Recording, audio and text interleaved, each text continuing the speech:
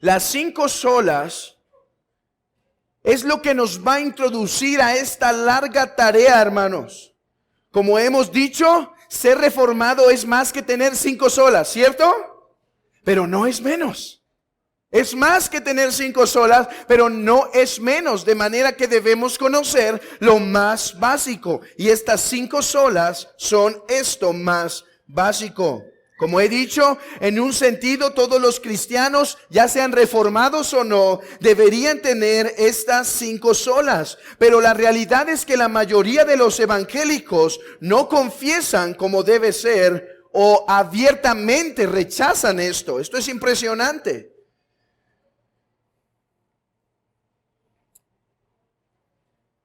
Ahora, que el evangelicalismo en común rechace estas 5 solas, ya sea intencionalmente o sin intención, es entendible por la gran ignorancia que hay en nuestros días.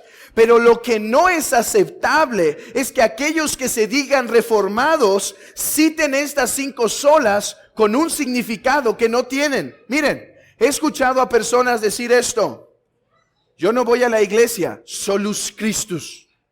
¿Sí? Yo no voy a la iglesia porque Cristo es mi único salvador y ya. Eso es interpretar la teología fuera de su contexto. Es tomar una palabra y decir, esto es lo que quiere. ¿Y de dónde lo sacaste? De mi mente. Y como hemos visto en nuestros días, hay una mala interpretación. Así que lo que nos va a introducir a esta introducción de la teología reformada será las 5 solas. Y procederemos, estos serán los puntos que veremos en cada una de estas 5 solas. Lo que vamos a hacer es que vamos a definirla, y con la definición muchos dirán, no me queda claro. Entonces, después de definir, indagaremos en el contexto histórico en el que esta doctrina se formuló. Y después iremos a las Escrituras para tener una base bíblica de esta doctrina. Y después concluiremos con algunas aplicaciones para el cristiano y la iglesia del siglo XXI. Sola Escritura. ¿Por qué comenzar por aquí, hermanos? ¿Por qué comenzar por aquí? Si uno lee la historia de la Reforma y los documentos que se produjeron en este tiempo, fácilmente podríamos decir que el debate fue acerca ¿de qué? Si leemos la historia, hermanos, y los documentos que se realizaron de este tiempo, ¿de qué diríamos que se trató la Reforma? De la justificación por la sola fe. Hay muchos escritos de esto. ¿Qué fue lo que decía Martín Lutero? ¿Cuál fue su estandarte? El justo por la fe vivirá. Si tenemos una lectura superficial de la historia de la Reforma, todos diríamos que fue la justificación por la sola fe el punto de debate. Y en cierta manera lo fue. Sin embargo, hermanos, una mirada más aguda nos permite ver que hubo otro tema del mismo nivel de importancia: la autoridad de las Escrituras. Es por eso que algunos historiadores y teólogos han llamado a la justificación por la sola fe la causa material de la Reforma, y la sola Escritura la han llamado la causa formal. Permítanme explicar esta distinción con la siguiente ilustración. Imagínense que hay 2 buenos carpinteros. Estos 2 buenos carpinteros tienen la misma madera. Tienen la misma madera, la misma cantidad, los mismos tablones, el mismo color. Es idéntico. Tienen las mismas herramientas. Es idéntico. Y el resultado final de uno es totalmente distinto al otro. Y nosotros estamos viendo de lejos a estos 2 carpinteros. Vemos su madera por un lado, vemos la madera de este y vemos todo es igual. Y vemos que ambos están viendo un bosquejo, y que continuamente miran a ese bosquejo y usan la madera para hacer su trabajo. Pero saben, el resultado nos damos cuenta que es totalmente distinto. ¿Por qué? ¿Era la madera diferente? ¿Se derritió la madera o algo de uno? ¿Qué pasó? Muy probablemente el bosquejo que seguía uno era totalmente distinto al bosquejo que seguía otro. Escúchenme esto. Cuando nosotros vemos la Reforma, vemos que Roma tiene una doctrina de la justificación totalmente distinta a la doctrina de la justificación de los reformados. Y nos preguntamos, ¿por qué? Si ambos tienen la Biblia, ¿por qué si ambos tienen la Biblia, sus conclusiones son totalmente distintas? ¿Sabes? Por el bosquejo que seguían. Entonces, la causa material de la Reforma es la justificación. La causa formal, o sea, lo que estaba escondido, pero dirigió el debate, es lo que es totalmente opuesto. ¿Qué es? Que el bosquejo de los católicos romanos es la escritura más la tradición. Esa es la razón. Mira, tienen los dos la Biblia y el resultado es totalmente opuesto. ¿Por qué? Porque el bosquejo que ellos veían era la escritura más la tradición. Y los reformadores, por otro lado, decían, sola escritura. Comenzamos entonces por sola escritura, porque esta fue la causa, hermanos. Fue la causa de la Reforma protestante. Fue la razón de la Reforma protestante. Tanto que Zwinglio dijo esto una vez. El fundamento de nuestra religión es la palabra escrita, la escritura de Dios. O sea, lo que produjo tan grande choque de doctrina en el tiempo de la Reforma fue, hermanos, sola escritura. Pero, ¿qué significa sola escritura? Yo sé que muchos saben qué significa. Si vamos a las palabras originales, estas dos palabras provienen del latín, sola escritura, y todos sabemos qué quieren decir, ¿no es verdad? Solo la escritura. Pero esta definición puede traernos confusión. Así que permítanme avanzar en la definición y decir que sola escritura significa que la Biblia es la máxima autoridad. La Biblia es la máxima autoridad. O permítanme citar a un teólogo llamado Matthew Barrett, que dice lo siguiente: sola escritura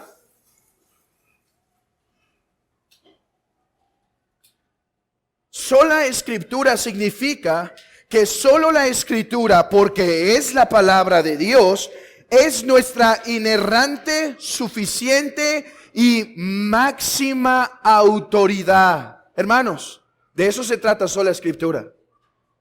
Sola escritura quiere decir que la Biblia es la máxima autoridad. Noten que no estoy diciendo la única. Eso es importante. Lo vamos a ver en un momento. Pero sola escritura sí quiere decir que la Biblia es la suprema y máxima autoridad. Así que ese es nuestro lema cuando decimos sola escritura. Pero veamos un poco del contexto histórico en donde se formuló esta doctrina. Hermanos, ¿cuándo tenemos los escritos de las 5 solas?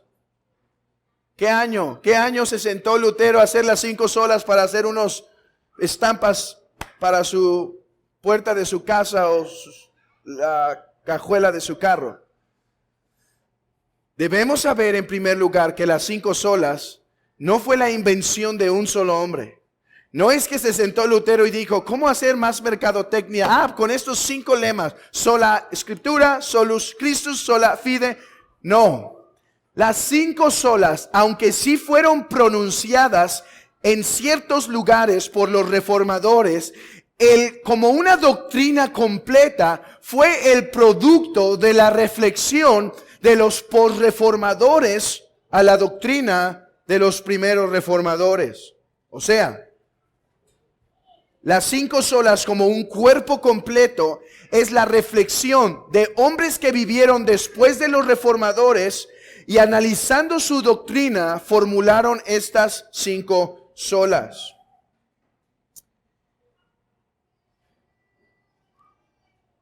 Y vamos a elegir a Martín Lutero como aquel que nos va a dar el contexto de sola escritura. Podríamos elegir a muchos otros porque muchos otros batallaron en contra de este principio. Es más, desde el mismo John Huss, aquel que vivió 100 años antes de Lutero, él ya estaba poniéndose en contra de la autoridad papal.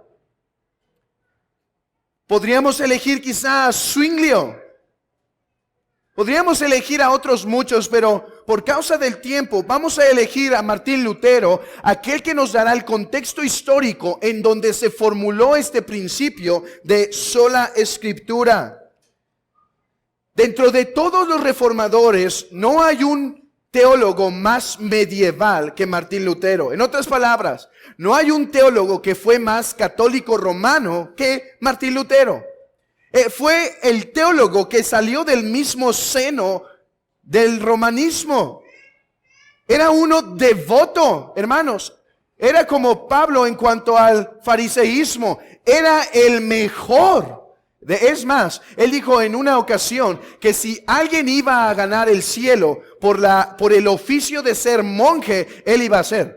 O sea, él decía, mis ayunos eran mejores que los de los otros, mis confesiones de pecado eran mayor, mis esfuerzos en la religión, mis rosarios eran hechos con devoción, mis penitencias eran hechas con suma fervor. Dijo, he sido el mejor monje. Ahora, eso no lo dijo siendo monje, porque si no hubiera sido mucha jactancia. Eso lo dijo siendo ya cristiano, siendo ya reformado. Dijo, reflexionando en mi pasado, en verdad, yo era el mejor, superaba a todos. Martín Lutero fue el más romano de todos. Así que esto le pone en un contexto más apropiado para ver sola escritura. Hermanos, ¿dónde tenemos la primera manifestación de sola escritura en la vida de Martín Lutero? Esta comienza un poco antes de las 95 tesis. Hay algunos sermones que Martín Lutero dio antes de las 95 tesis, antes del 1517, donde ciertas inquietudes sobre la autoridad papal se empezaron a gestar. Pero estas todavía eran pensamientos momentáneos en su mente. De hecho, si tú lees las 95 tesis, y te animo a que las leas, es nuestra herencia, te animo a que las leas, pero te vas a dar cuenta de algo. Para tu sorpresa, no parecen muy reformadas. Es más, no está tal cual en contra del oficio papal. No está tal cual en contra de las indulgencias. ¿Sabes por qué se produjo esta necesidad de escribir las 95 tesis? Martín Lutero era un sacerdote y él tenía a su responsabilidad ciertas ovejas. Entonces de repente vio que un hombre llamado Tetzel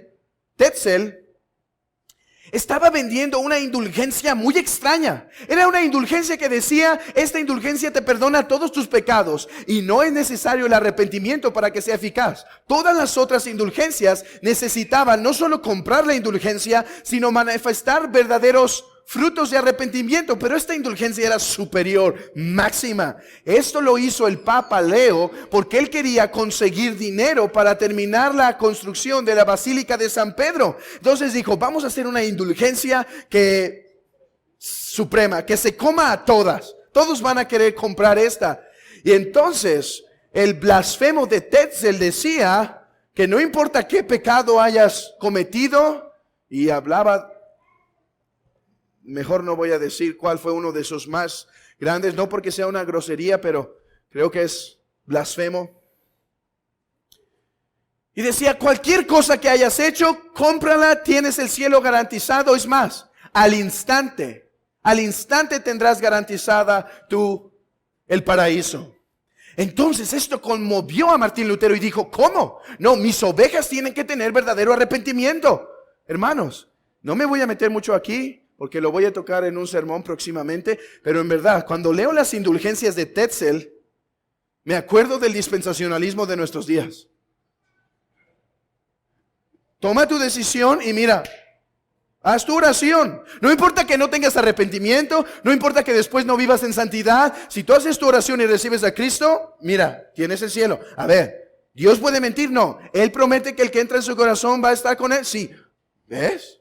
Así era lo que estaba pasando Martín Lutero. Él estaba preocupado y dijo, ese es falso catolicismo romano. Pueden ver, todavía Martín Lutero no es reformado, todavía es católico romano. Y está preocupado porque lo que está promoviendo Tetzel no es el catolicismo que sus padres verdaderos y los padres apostólicos le habían enseñado a Lutero. Él estaba celoso de su religión católica. Así que fueron estas 95 tesis que él pone para discutir la forma en la que Tetzel y la forma en la que el papado había propuesto esta indulgencia en forma académica. Pero saben, el fuego con una chispa se enciende.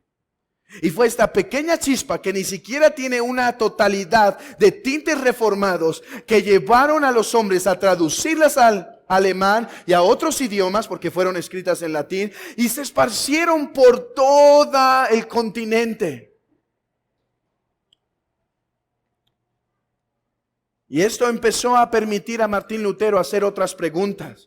Es para 1518 y 1519 donde él hace otras tesis. Hermano, hay otras tesis. Y estas tesis son de Lutero y son más reformadas que las 95. Se llaman las 28 tesis de Heidelberg. También te las recomiendo que las puedas leer. Pero en 1518 y 1519 hay un debate que él tiene con un hombre llamado Johann Eck. Johann Eck, que provoca a Lutero confesar públicamente su postura en cuanto a la autoridad del Papa y los concilios y la autoridad de las Escrituras.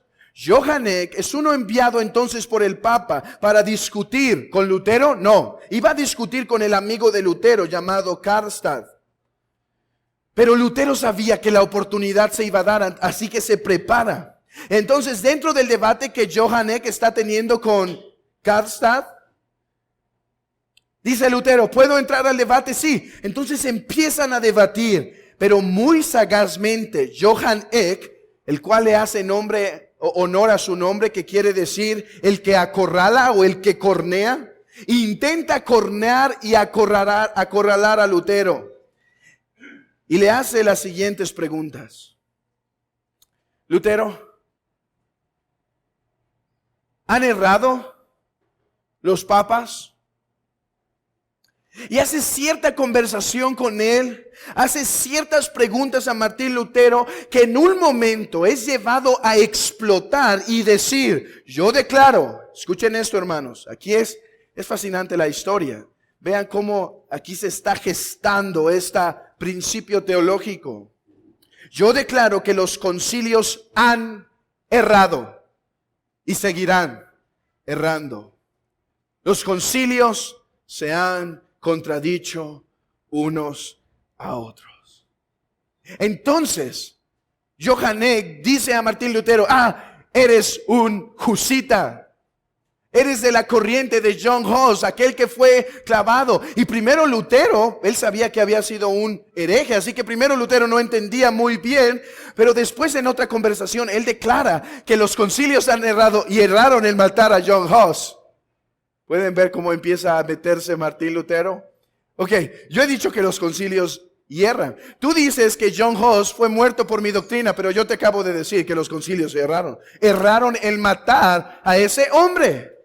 Así que esto permitió a Lutero seguir formulando su mente, seguir viendo cuál es la autoridad del Papa, cuál es la autoridad de las Escrituras. Y es para 1521 que es forzado ir Martín Lutero a la dieta de Worms. Bueno, en un sentido es forzado, aunque él voluntariamente desea ir. De hecho, algunos le dijeron, no vayas, y él dice, no, tengo que ir. Entonces, dentro de esta dieta de Worms, como se llama, la dieta de Worms, sus convicciones se manifiestan aún más claramente. Porque estando en un juicio, ahora, él pensaba que iba a debatir. Él pensaba que iba a ser un debate como el de Johann Eck y Martín Lutero. Pero no fue lo que sucedió. Fue más bien un juicio. Y pusieron todos los escritos de Martín Lutero aquí. Y dijo un hombre, Martín Lutero, ¿son estos tus escritos? Para lo que él contestó, sí, lo son. Martín Lutero, te retractas de lo que se contiene en esos escritos, te retractas de tus enseñanzas, te retractas de lo que has escrito. ¿Qué contestó Martín Lutero? Denme tiempo. Oh, hermanos, quiero aclarar algo en este preciso momento. No estamos hablando de los reformadores porque son nuestros héroes. Fueron hombres que pecaron, fueron hombres débiles, fueron hombres con fallas, fueron hombres con muchos errores. Hablamos de estos porque fueron hombres débiles con fallas en manos de un Dios poderoso que el Señor usó para rescatar la iglesia de Cristo. Pidió tiempo, tenía temor.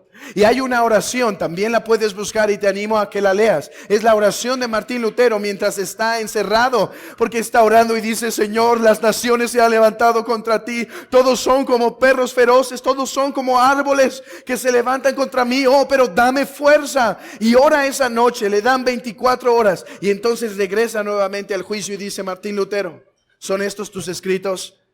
Sí, lo son.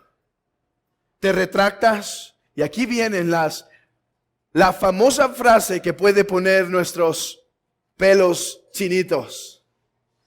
A menos que sea refutado y convencido por el testimonio de las santas escrituras, debido a que no creo que ni los papas ni los concilios por sí mismos, no creo en los papas ni en los concilios por sí mismos, porque es claro que ellos han errado frecuentemente y se han contradicho.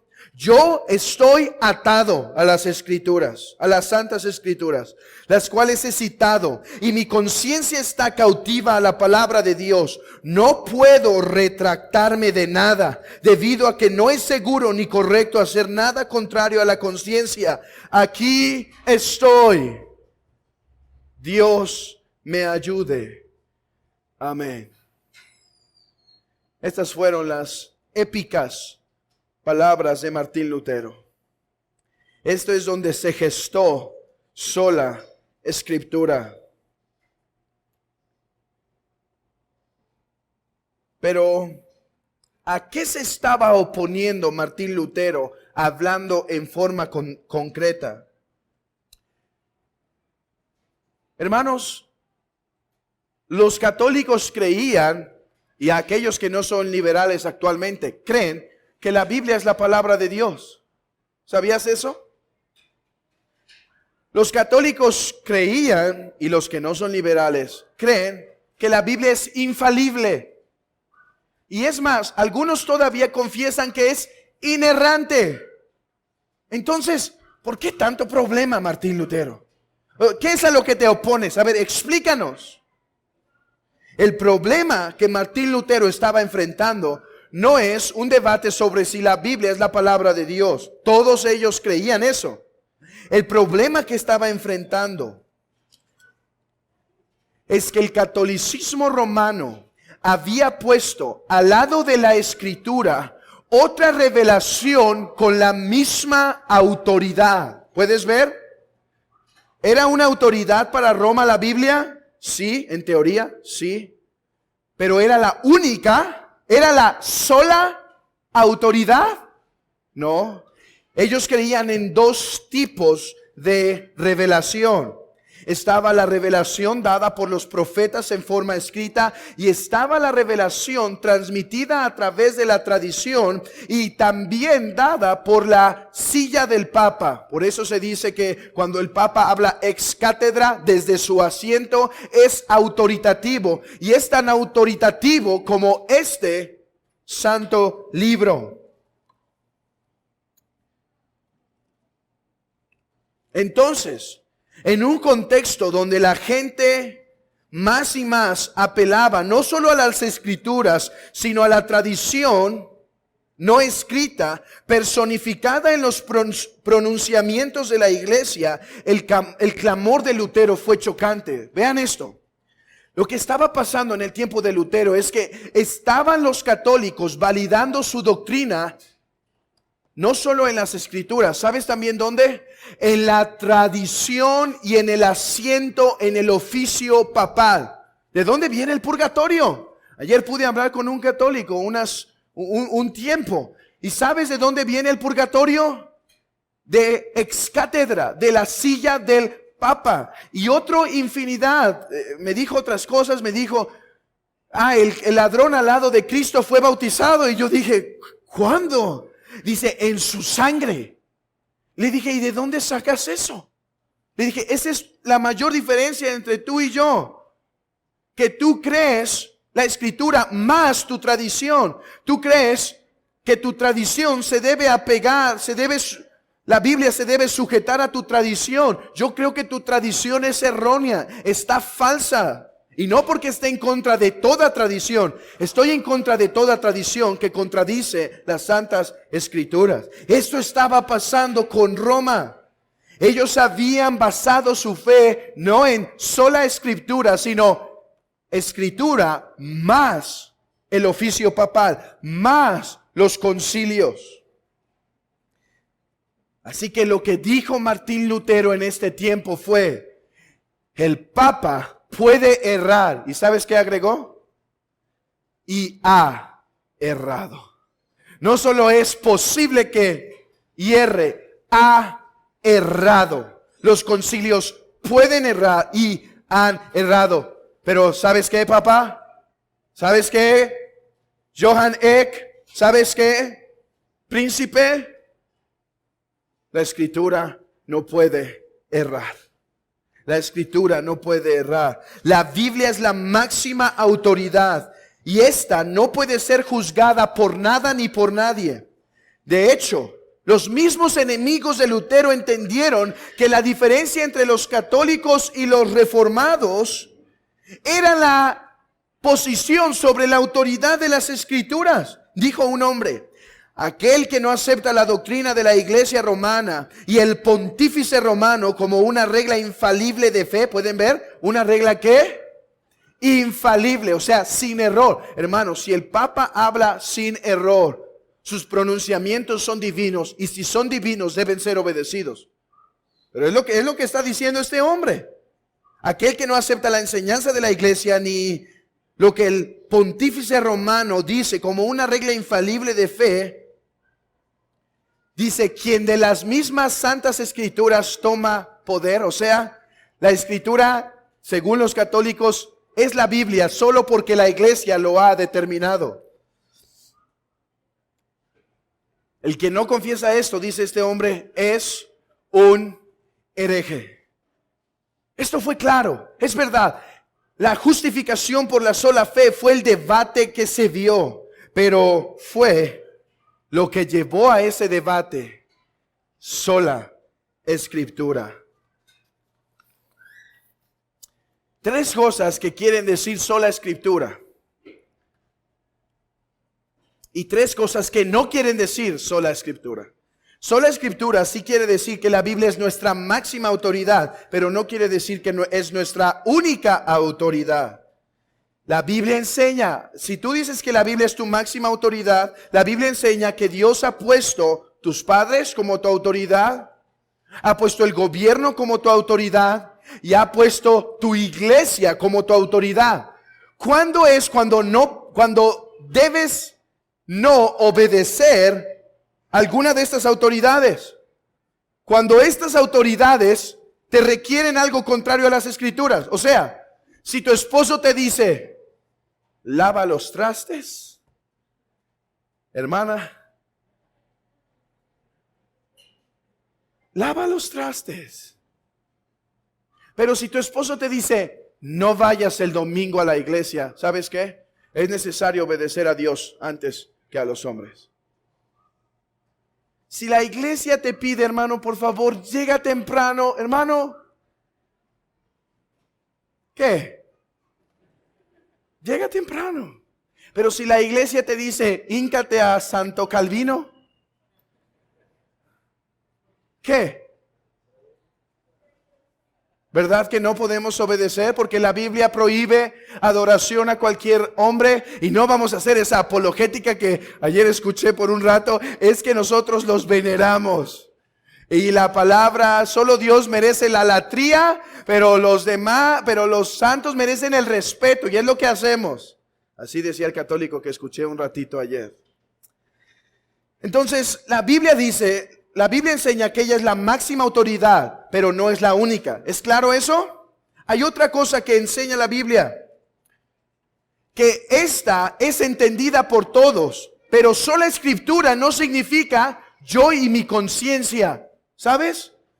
Algunos creen que este texto, o sea que la Biblia, es simplemente que yo me vaya al closet e interprete, y cuando viene un hombre y me dice, hermano, estás mal con tu interpretación. No, sola escritura, yo y mi Biblia, y lo que ella me diga y Dios me revele, eso es verdad. No es lo que significa. La Biblia dice que Dios ha puesto maestros para dirigir a los santos en la verdad. Otra cosa que no quiere decir sola escritura. Algunos hacen esto y dicen, no credo sino la Biblia. En esta iglesia no hay credo, solo la Biblia. Bueno, hablaré de esto cuando lleguemos quizá a la lección 13 o 14 y demostraré que eso es hipocresía, porque el que dice no credo sino la Biblia tiene un credo, pero eso será para otra historia. Lo que es importante saber es que los reformados no rechazaron la sabiduría que Dios ha dado por 2000 años. Pero como decían los reformadores, donde han hecho el bien y han estado de acuerdo a las escrituras, los hombres de antaño, de ahí tomamos sabiduría. Pero cuando han hecho algo contrario a las escrituras, lo rechazamos. Es como dice Juan Calvino en la Institución de la Religión Cristiana. Dice, los padres patrísticos cometieron mucho bien, pero dejaron ciertos errores, cierta suciedad, dice literalmente, cierto excremento, errores. Y dice Calvino, y lo que han hecho los católicos es recoger esos errores. En vez de tomar lo bueno, se han puesto a ver, ¿dónde está el error? Y eso es lo que han tomado. Miren lo que dice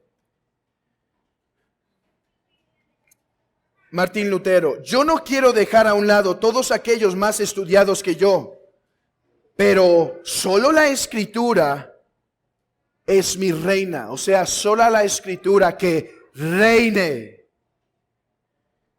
Y no la interpretaré por mi propio espíritu o el espíritu de un hombre, sino que quiero entenderla por sí misma y por su espíritu. Él está diciendo, yo no voy a despreciar la sabiduría que Dios ha dado en 1600 años. Agustín y otros hombres, Anselmo, entre otros. Atanasio, el credo niceno, el credo constantinopolitano, entre otros hombres que Dios usó. Yo voy a aprender de ellos. Pero si se equivocan, ¿saben quién reina? La escritura.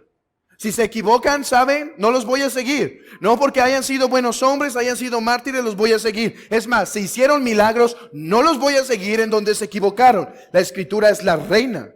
La escritura es la reina. Hermanos,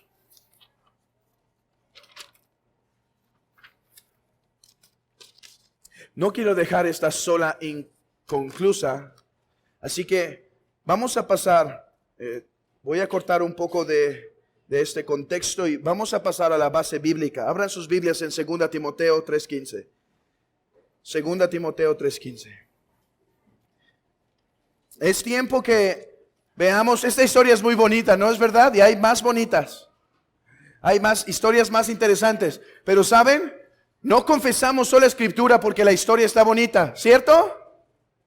¿Por qué confesamos sola escritura? Porque está en la Biblia. Acompáñenme a 2 Timoteo 3:15.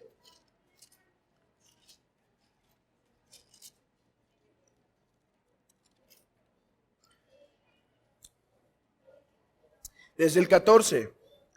Pero persiste tú en lo que has aprendido y te persuadiste, sabiendo de quién has aprendido, y que desde la niñez has sabido las sagradas escrituras, las cuales te pueden hacer sabio para la salvación por la fe que es en Cristo Jesús. Toda la Escritura es inspirada por Dios y útil para enseñar, para redarguir, para corregir, para instruir en justicia, a fin de que el hombre de Dios sea perfecto, enteramente preparado para toda buena obra. ¿Por qué la Biblia es nuestra máxima autoridad? ¿Cuál sería la respuesta más corta a esta pregunta tan profunda? Es una pregunta que necesitamos un libro entero para poder explicar. ¿Por qué la Biblia es nuestra máxima autoridad? ¿Por qué, hermano? Porque la Biblia es la palabra de Dios. La Biblia no contiene la palabra de Dios, como enseñaba Karl Barth. La Biblia es, toda ella es la palabra de Dios. ¿Por qué la Biblia es única? ¿Por qué la Biblia tiene autoridad que ni el Papa ni los concilios tienen? Porque la Biblia y solo la Biblia es la palabra inspirada, inerrante, infalible, suficiente de Dios. Solo la Escritura. Como dijo un hombre, sola Escritura se debe a que solo la Biblia es la palabra de Dios. La Biblia, por ser la palabra de Dios, no puede errar. Los concilios pueden errar. La Biblia, por ser la palabra de Dios, no tiene error. Los papas cometen error. La Biblia, por ser la palabra de Dios, es perfecta. Las enseñanzas de los hombres, por más buenas que puedan ser, nunca obtienen este grado de perfección. Solo la Biblia es la palabra inspirada, inerrante, infalible de nuestro Dios. Hay al menos 4 atributos que debemos conocer. 4 atributos que debemos conocer de la Biblia. En primer lugar, esta es inspirada. Este es un atributo de la Biblia. La Biblia es inspirada. La palabra griega que se utiliza por inspirada, en versículo 16, toda la Escritura es inspirada por Dios, es la palabra theopneustos. Theopneustos, que literalmente quiere decir, hermanos, ¿qué imaginamos por inspirar? A veces podemos pensar como en un inhalar. Pero la palabra tal cual transmite la idea de exhalar. Es el mismo aliento de Dios saliendo para revelar su voluntad. Solo, hermano, amigo, queremos que sepas algo. Lo que creemos en esta iglesia es que solo la Biblia es inspirada por Dios. Creemos en lo que se conoce como una inspiración plenaria verbal, que cada parte de la Escritura es inspirada. Por eso te podrás dar cuenta que en este púlpito se puede pasar un hermano predicando sobre una preposición, un artículo, un adjetivo, media hora, porque toda esta es inspirada. No hay preposición, no hay artículo, no hay adjetivo, no hay sujeto, no hay verbo, no hay adverbio que no tenga la inspiración de Dios y que no sea digna de ser predicada. Ahora, creemos que Dios usó a hombres para hacer esto, que los santos hombres de Dios, pero esto nos lleva a otro atributo de la Biblia. La Biblia es infalible y es inerrante.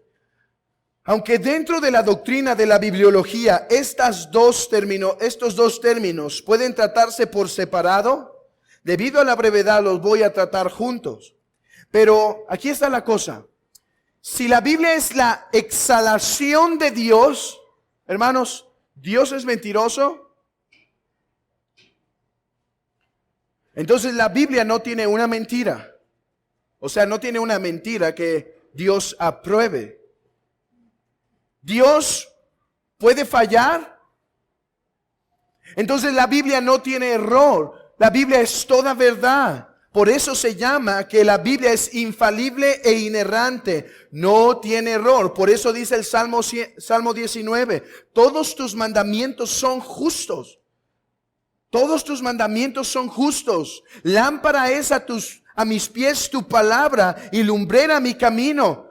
Toda la escritura es sin error. Aunque hombres fueron utilizados para escribir las santas escrituras, estos fueron guardados por el ministerio del Espíritu Santo del error. Estos fueron guardados del error.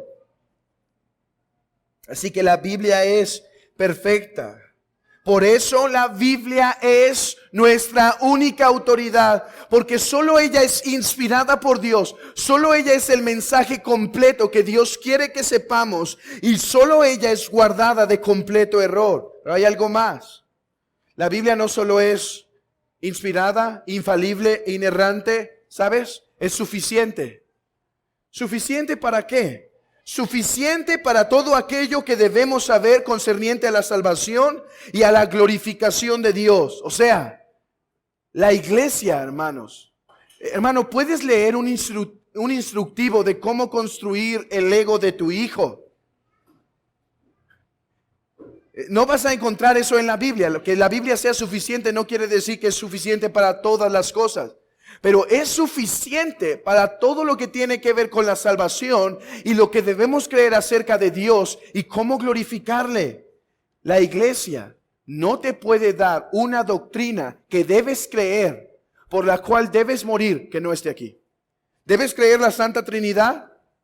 ¿Sí? ¿Por qué? Está aquí. ¿Debes creer la naturaleza hipostática de Cristo? Sí. ¿Por qué? Está aquí. ¿Debes creer la eternidad de Dios? Sí, ¿por qué? Porque está aquí. ¿Pero debes creer el purgatorio? No, ¿por qué? Porque no está aquí. No está aquí. Eso quiere decir que la Biblia es suficiente. Miren, permítanme citar la Confesión Belga, artículo 7. Creemos que esta Santa Escritura contiene todo lo de un modo completo, la voluntad de Dios. Y que todo lo que el hombre está obligado a creer para ser salvo, se enseña suficientemente en ella. O sea, si alguien nos dice es que la penitencia también es parte de la salvación, ¿sabes qué? No está aquí. Y la Escritura es suficiente para decirme el camino para llegar a la gloria. Eso quiere decir, si la Biblia no fuera suficiente para la salvación, sería necesaria una revelación a la par de esta. Pero negamos tal cosa. Por lo tanto, la Biblia es su otro atributo, autoridad. Y esto fue la Reforma Protestante. Sola Escritura es, la Biblia es la máxima autoridad. Como criaturas debemos obediencia al Creador. Él se ha revelado, aquí está su voluntad. La Biblia no necesita que alguien más la confirme como la palabra de Dios. Ella es autoatestiguadora de sí mismo. Concluyo con esto, la Declaración de Cambridge. Reafirmamos que la Escritura es inerrante, es la única fuente de revelación divina escrita que solamente puede comprometer nuestra conciencia. O sea, nuestra conciencia, como dijo Martín Lutero, está cautiva a las Escrituras. Solamente la Biblia enseña todo lo que es necesario para nuestra salvación del pecado y es la regla por medio de la cual toda nuestra conducta cristiana debe ser regida. Aplicaciones. Hermanos, la primera aplicación es esta. Confiesa sola Escritura como tu última y máxima autoridad. Roma sigue creyendo que hay dos fuentes infalibles de revelación. Miren, en el Concilio de Trento, hermanos, hubo un debate, porque algunos teólogos dijeron que se debía poner que la Biblia, la revelación de Dios se encuentra parte en las Escrituras y parte en la tradición. Y hubo católicos que dijeron, no, eso está mal. Porque decir que está parte en y parte en otro aspecto disminuye la autoridad de la Biblia. Imagínense, esto lo dijeron los mismos católicos. Algún movimiento. Estaban en contra de la palabra latina partie. pero lograron acomodar el documento para que dijera lo mismo en otras palabras. La cosa es que Trento dice que hay dos revelaciones. Y sabemos esto no solo por el Concilio de Trento, sino por los apologistas católicos como Bellarmine. Y además, esto no fue algo que creían los antiguos católicos del siglo XVI y XVII. En el 1800, en el primer Concilio Vaticano, se dijo que el Papa es infalible y que hay dos canales de revelación: sola la Escritura y el Papa y los concilios.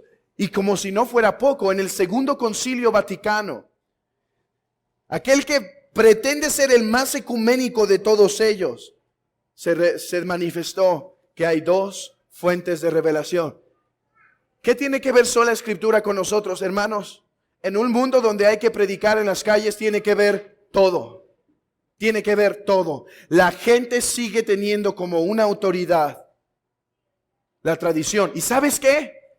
Los ateos, los agnósticos, los judaizantes, todos ellos, llévalos a ese punto. Tu última autoridad. ¿Cuál es tu última autoridad? Y verás que todos rehúsan someterse a esta. Además, como aplicación, una iglesia que tiene sola Escritura, y aquí es importante que discernamos, una iglesia que tiene como principio sola Escritura, predicará expositivamente. No, sí predicaremos temáticamente en ocasiones, pero se predicará expositivamente. ¿Qué quiere decir? Texto por texto. ¿Por qué? Porque todo el consejo de Dios es inspirado. No solo lo que el pastor piensa que debe ser un tema para la iglesia. Una iglesia con sola Escritura predicará lectio continua, o sea, versículo por versículo, pasaje por pasaje a través de toda la Biblia. Los líderes que gobiernan bajo el principio de sola Escritura serán sujetos a la palabra en la forma de disciplinar y hacer la exhortación. Una iglesia que practica sola Escritura tendrá una consejería que dice, algunos aconsejan así: bueno, a mí me funcionó tal. No, una iglesia que tiene como sola Escritura como su base dirá: hermano, amigo, así dice el Señor. Oye, estoy con alguien que estoy en una relación inapropiada, pero lo amo. Así dice el Señor. Alguien que tiene sola Escritura como su máxima autoridad deseará ser fiel al texto antes que agradar a los hombres. Será fiel a la palabra de Dios antes que agradar a los hombres. Pero no solo tendrá líderes con sola Escritura, tendrá miembros que confiesen sola Escritura. Miembros que querrán estar en la iglesia, no porque el predicador es bien carismático y buena onda. Porque si alguien piensa eso, creo que está en el lugar equivocado.